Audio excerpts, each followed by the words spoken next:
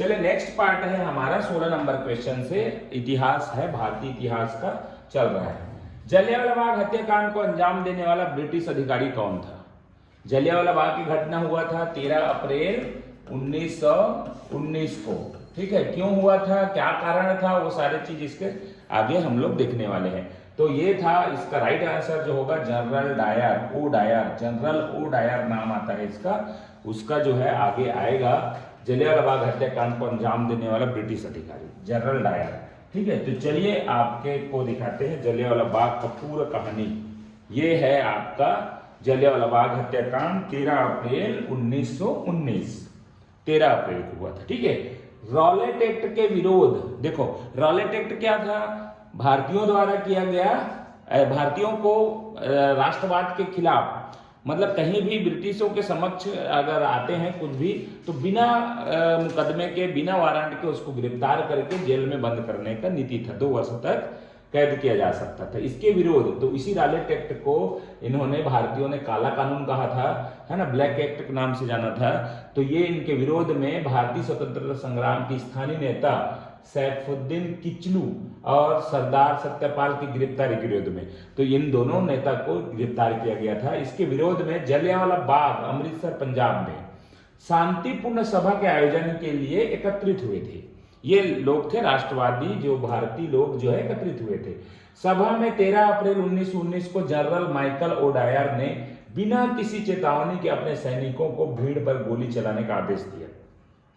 ठीक है, ब्रिटिश आधिकारिक आंकड़ों के अनुसार आदेश दे दिया, मरे तो ब्रिटिश आधिकारिक आंकड़ों के अनुसार 291 लोग मारे गए थे, लेकिन वास्तविक में वहां पर 1000 से 1500 लोग मारे गए थे। कहते हैं आज भी वहां पर कुएं के अंदर जो मरे, बहुत सारा चित्र जो है ना, आज भी गोली वगैरह का निशान है बोलते हैं। इस हत्याकांड के विरोध में रविंद्रनाथ टैगोर ने सर या नाइटहुड की सम्मान की उपाधि त्याग दिया था, है ना। रविंद्रनाथ टैगोर वही थे जो कि आपने जन गण मन के जो क्या किए थे, राष्ट्रगान किए थे, उसको सर या नाइटहुड की उपाधि से ब्रिटिश लोग सम्मानित किए थे, ब्रिटिश सम्राट द्वारा। तो उन्होंने अपनी उपाधि का त्याग किया था।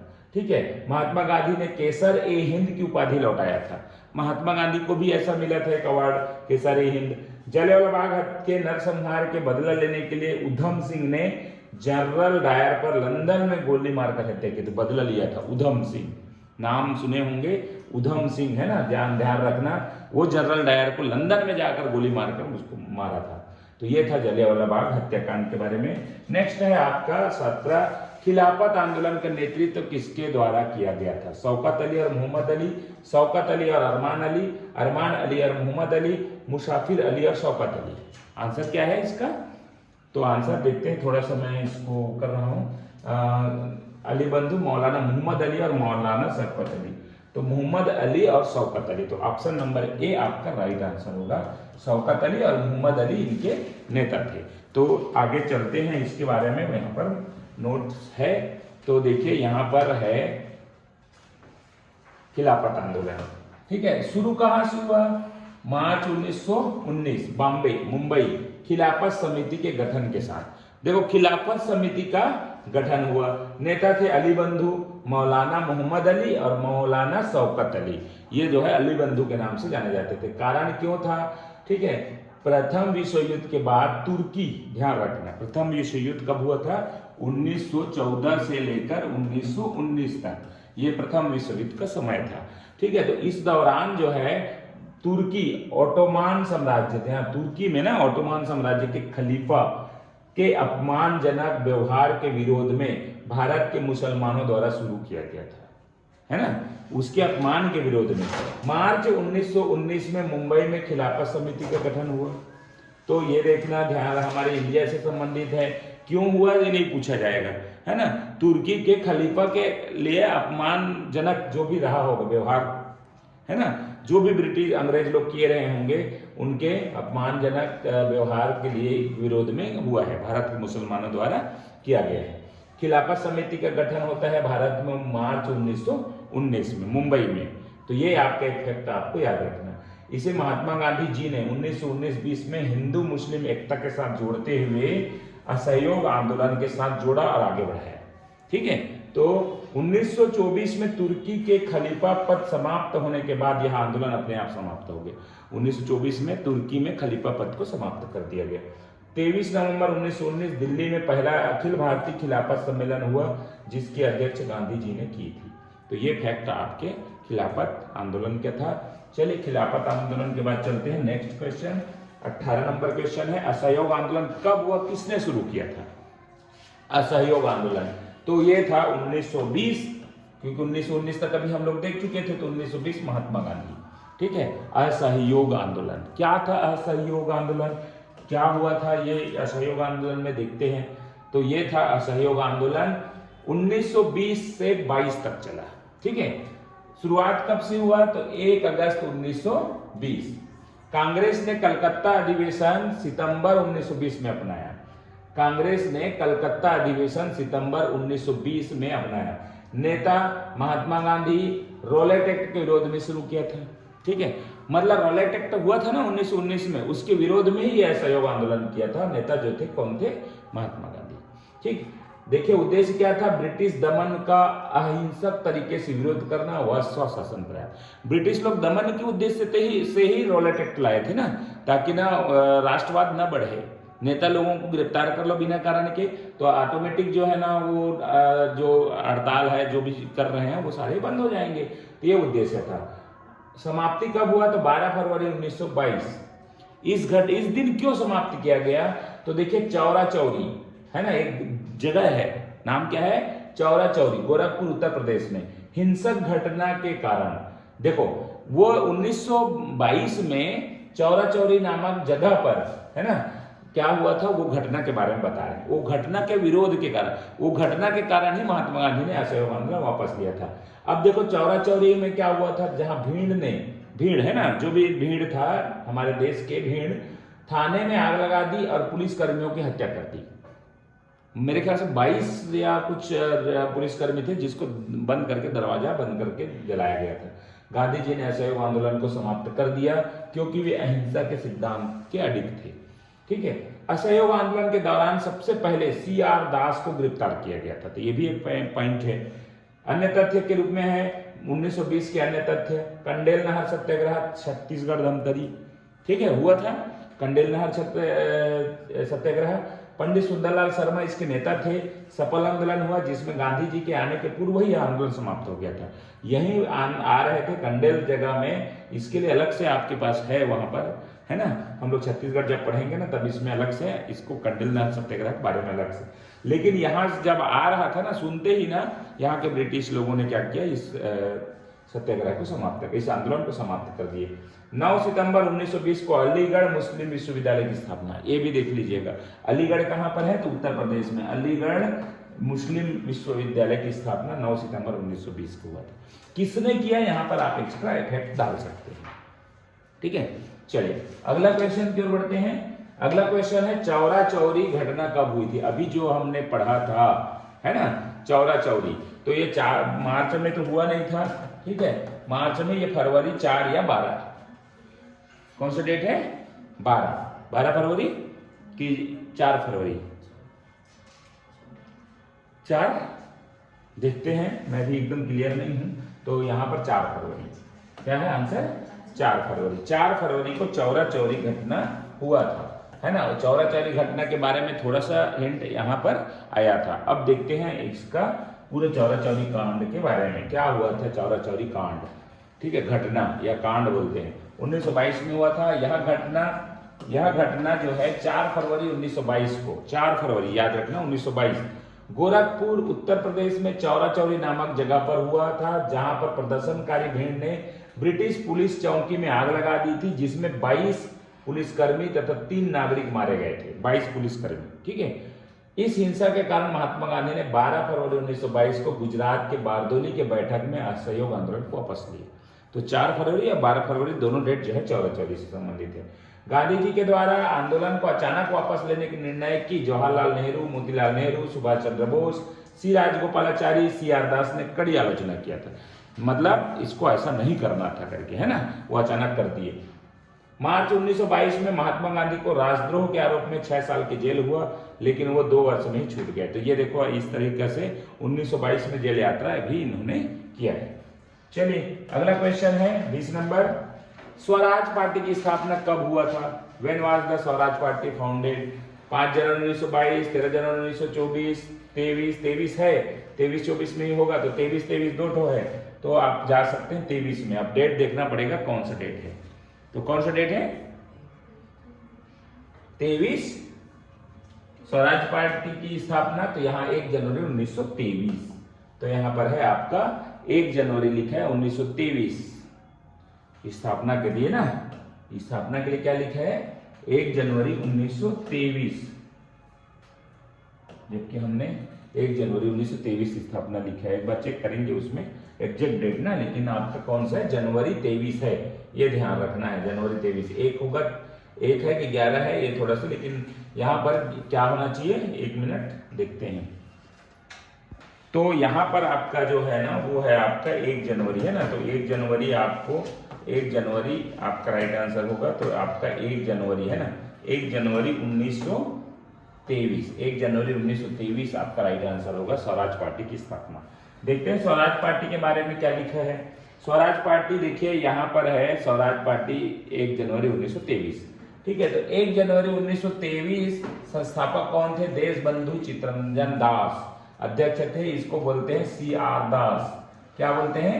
CR दास के नाम से जाने जाते हैं। देशबंधु चित्तरंजन दास अध्यक्ष थे और मोतीलाल नेहरू उनके सचिव, नेहरू महामंत्री या सचिव थे, ठीक है। इसके साथ में और थे NC केलकर, श्रीनिवास अयंगर, ठीक है। स्वराज पार्टी कारण क्या था? गांधी जी द्वारा चौरा-चौरी घटना के बाद असहयोग आंदोलन को वापस लेने के विरोध में। अब देखो अपने बीच में ही लड़ाई कर रहे हैं ना, गांधी जी ने बिना पूछे ले लिया, वापस करना है, वापस हो गया असहयोग आंदोलन, और ये चौरा-चौरी घटना का तो हुआ था कारण तो, ठीक है, लेकिन असहयोग आंदोलन को वापस लेने के विरोध में ये लोग विरोध में किए थे, ठीक है, अपना स्वराज पार्टी के। भाई गांधी जी अब चले गए जेल वेल है ना, तो अपना वो पार्टी वापस ले रहे हैं, तो हम नया पार्टी बना लेते हैं, तो इस तरीके से बनाए थे। स्वशासन व राजनीतिक स्वतंत्रता प्राप्त करना, तो इनका उद्देश्य था। अन्य तथ्य था 1923 में झंडा सत्याग्रह। 1923 ब्रिटिश सरकार ने राष्ट्रीय ध्वज को फहराने पर प्रतिबंध लगा दिया था, मुख्य केंद्र नागपुर और जबलपुर में, ठीक है। तो ये घटना झंडा सत्याग्रह का है 1923, है ना, झंडा सत्याग्रह, झंडा को फहराने से मना कर दिए थे, तो उन्होंने सत्याग्रह किए थे, ठीक।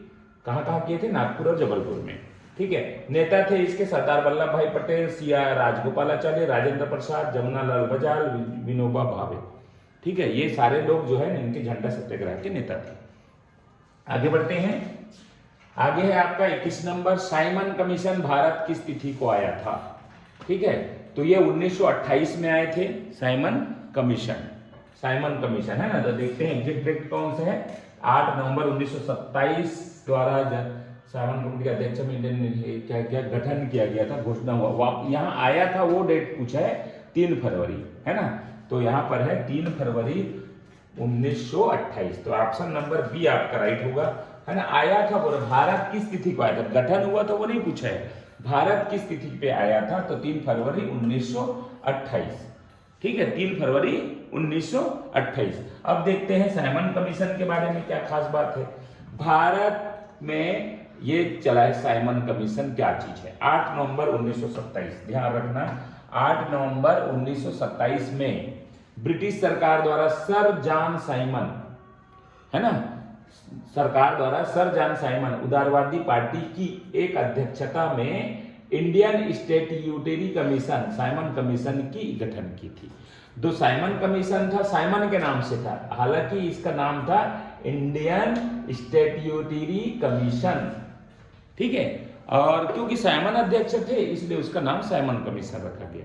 तो मेन नाम ये था। गठन की घोषणा हुआ, गठन करने की घोषणा हुआ कि साइमन कमीशन को इस तिथि को गठन किया गया था, तथा 3 फरवरी 1928 को यह कमीशन भारत आया, ठीक है, भारत पहुंचा। क्या था इसमें? आयोग ने मई 1930 में अपनी रिपोर्ट सौंपी, ठीक है, तथा इसी कमीशन की सिफारिशों के तहत बाद में 1935 में भारत सरकार अधिनियम 1935 बना। मतलब ये था कि साइमन, सर जॉन साइमन के नेतृत्व में एक अच्छा खासा उनको सिखाकर पढ़ाकर यहाँ भारत भेजा गया था कि ऐसा होने वाला है। तो उसने बहुत सारा रिपोर्ट तैयार किया भारत की स्थिति परिस्थिति को देखकर। भारत तो आया था, यहीं पर ही आपका क्या था, साइमन कमीशन में 3 फरवरी 1928 को जब भारत आया तो लाहौर में क्या हुआ था, जुलूस यात्रा हुआ था जहां लाला लाजपत राय को लाठी पड़ा था। ठीक है, तो ये घटना ही था, लेकिन यहाँ रहा। और रिपोर्ट इस आयोग ने रिपोर्ट मई 1930 में अपनी रिपोर्ट सौंपी, तथा इसी कमीशन की सिफारिश, जो भी कमीशन ने सिफारिश किया उसके तहत 1935 में भारत सरकार अधिनियम 1935 बना, है ना। तो उसने बहुत सारा बातें रखी थी। इसका मुख्य कार्य भारत के भावी प्रशासनिक सुधार, ध्यान रखना, प्रशासनिक सुधार मतलब संवैधानिक सुधार का अध्ययन करने और भारत सरकार अधिनियम 1919 की समीक्षा करने के लिए नियुक्त किया गया था। भारत सरकार अधिनियम, भारत को कैसे सरकार के तहत एक एक्ट बनाया गया था, 1919 पहले बना था, तो उसमें कुछ खामियां रह गई थी, उस खामियां की समीक्षा करना भी इसका उद्देश्य था। प्लस आगे की रणनीति बनाना था, संवैधानिक सुधार, है ना, संविधान के रूप में कैसे भारत में सुधार रखा जाए, उसके लिए इनका मुख्य कार्य था। इस कमीशन में एक भी भारतीय सदस्य नहीं था, इस कारण इसका भारतीयों ने विरोध किया था। एक भी भारतीय सदस्य को कम से कम रखना था। साइमन वापस जाओ, साइमन गो बैक के नारे लगे। ठीक है, इसी विरोध में लाला लाजपत राय की लाहौर में लाठी से पीटने से आए चोट के कारण 17 नवंबर 1928 को मृत्यु हुआ। ध्यान रखना, 3 फरवरी को उन्होंने क्या किया, भारत आया था, उसी दिन वहां पर लाठी पड़ा था, लेकिन बाद में 17 नवंबर 1928 को उसका डेथ होता है। कारण यही था कि वहां पर पीटा गया था, है ना, उसके बाद वो ऊपर उठ नहीं पाए। लॉर्ड इरविन के सुझाव पर, लॉर्ड इरविन कौन था, तो ये था भारत में उस समय लॉर्ड वायसराय, क्या था, वायसराय था, लॉर्ड इरविन वायसराय, ठीक है, वायसराय था। लॉर्ड इरविन 1931 के सुझाव पर भारतीयों को इस कमीशन से बाहर रखा गया था। इसके सभी सदस्य श्वेत थे, मतलब अंग्रेज थे, इस कारण इसे व्हाइट मैन कमीशन भी कहा गया, व्हाइट मैन कमीशन। तो साइमन कमीशन का असली नाम तो क्या था, इंडियन स्टैट्यूटरी कमीशन, और इसको श्वेत होने के कारण व्हाइट मैन कमीशन कहा गया। और साइमन इसलिए नाम पड़ा क्योंकि उसका जो सर जॉन साइमन जो थे अध्यक्ष थे। ठीक है, तो ये था साइमन कमीशन के बारे में। आगे बढ़ते हैं, नेहरू रिपोर्ट की स्थिति को प्रस्तुत किया गया था सितंबर 1928, जुलाई 1928, अगस्त 1928 या अक्टूबर 1928। तो इसका राइट आंसर जो है नेहरू रिपोर्ट का कब किया गया था, चलिए, तो इसका जो नेहरू रिपोर्ट जो पेश किया गया था अगस्त 1928, इसका राइट आंसर है अगस्त 1928। तो देखते हैं नेहरू रिपोर्ट के बारे में।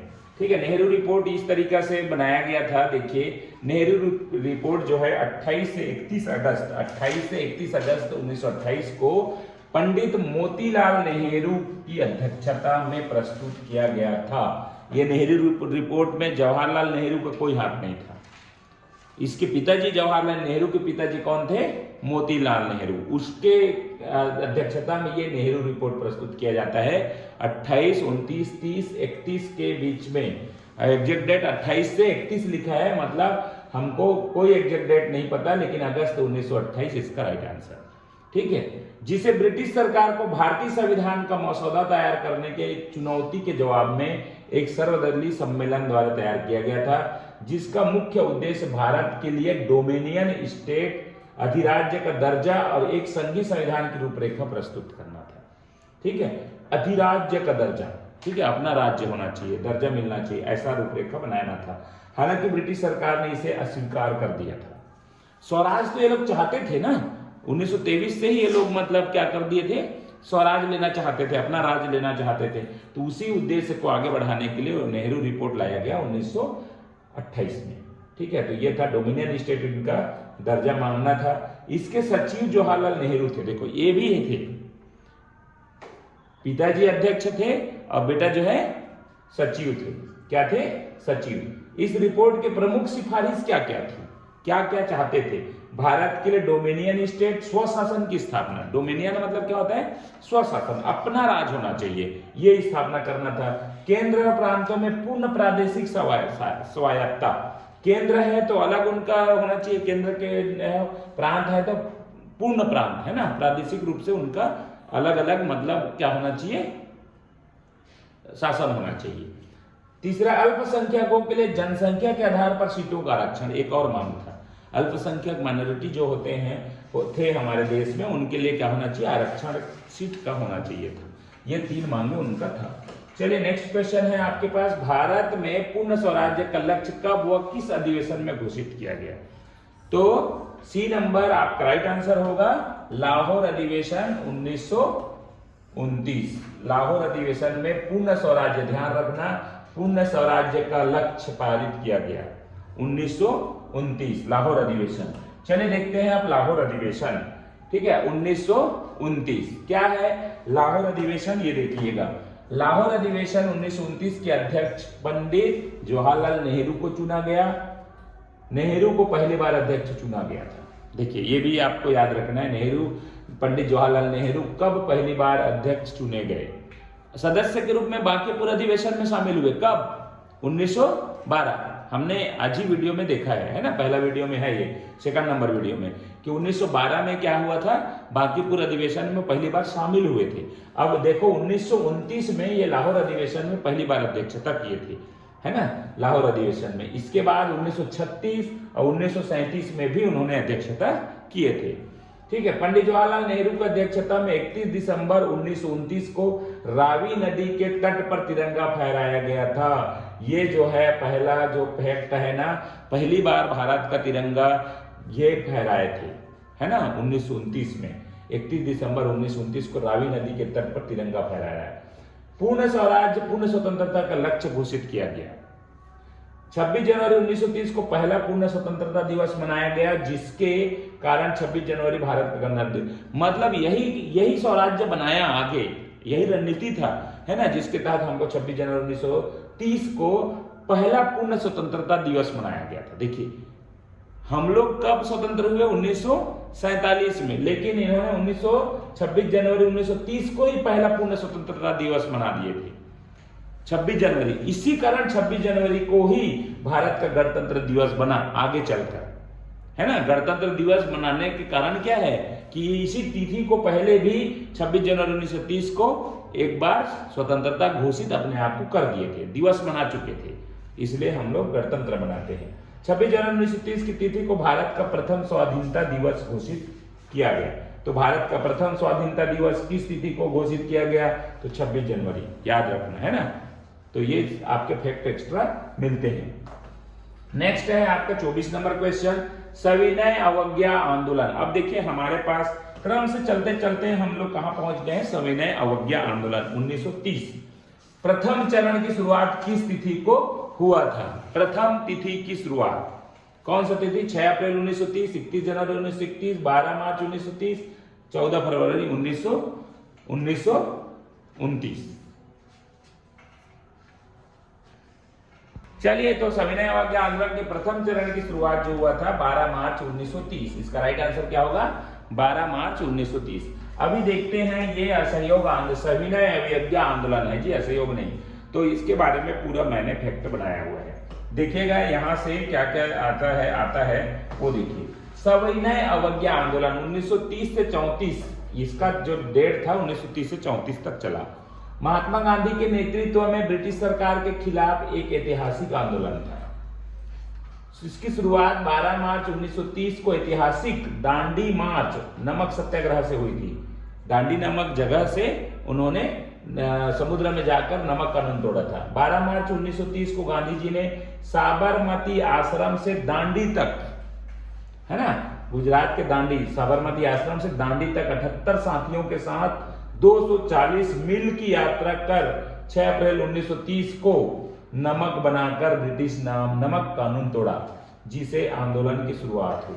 पहले समुद्रों से नमक बनाने के लिए मना कर रखे थे, है ना, तो उसने क्या किया, 6 अप्रैल को पहुंचा, 12 मार्च को निकला, 6 अप्रैल को पहुंचा दांडी में, और समुद्र के बीच में नमक को एक मुट्ठी में लिया। देखो, नमक कानून तोड़ने के लिए महात्मा गांधी को गिरफ्तार किया गया। उसके बाद आंदोलन का नेतृत्व अब्बास तैयब जी ने किया। तो वहां समुद्र में पहुंचा और नमक को मुट्ठी में लेकर कानून तोड़ दिया।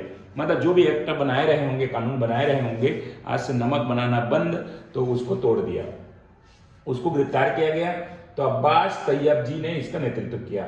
दांडी मार्च में अमेरिकी पत्रकार वेब मिलर साथ में थे। तो एक्स्ट्रा है, हाई लेवल का क्वेश्चन बनाएगा ये, एकदम आपके लिए नहीं है ये, लेकिन हाई लेवल क्वेश्चन बनाएगा ये ना, कि उनके साथ में कोई ब्रिटिश अमेरिकी पत्रकार कौन था। गांधी जी के नमक सत्याग्रह की तुलना सुभाष चंद्र बोस ने नेपोलियन के एल्बा से पेरिस यात्रा से की थी। सुभाष चंद्र बोस ने इस यात्रा, दांडी नामक यात्रा को नेपोलियन के एल्बा से पेरिस, नेपोलियन बोनापार्ट जानते हैं, नेपोलियन है ना, जो क्या थे, बहुत बड़ा क्रांतिकारी थे, नेता थे, उन्होंने एल्बा से पेरिस ऐसा ही यात्रा किया था, उसकी तुलना की थी।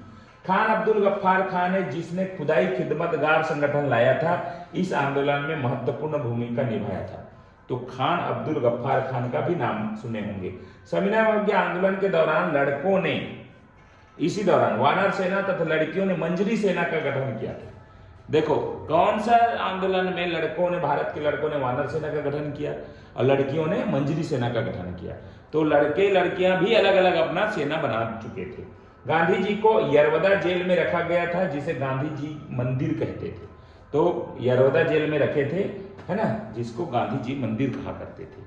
ठीक है, ये था हमारा 24 नंबर तक का क्वेश्चन। अगला क्वेश्चन अगले वीडियो में।